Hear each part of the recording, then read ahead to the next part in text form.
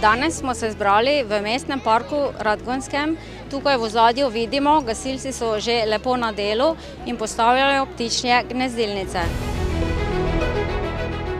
V okviru programa Ekošola smo se odločili, da postavimo ptičje gnezdilnice, saj človek veliko okrni njihov prostor in s tem želimo pomagati pticam. Odločili smo se za mestni park, ker je tukaj stičišče več generacij, obiskali jih bodo lahko starejši, otroci v vrtcu, tudi osnovnošolci, saj bomo tedensko ali mesečno tudi opazovali, kaj se bo v teh ptičjih gnezdilnicah dogajalo. Tako kot je tukaj za mano v ozadju slišati pristno otroško veselje, verjamem, da bo pristno čebljanje ptičev pokazalo tudi to, da v občini Gornja Radgona smo veseli in ponosni, da se lahko pridružimo iniciativi Osnovne šole Gornja Radgona, ki je ekošola.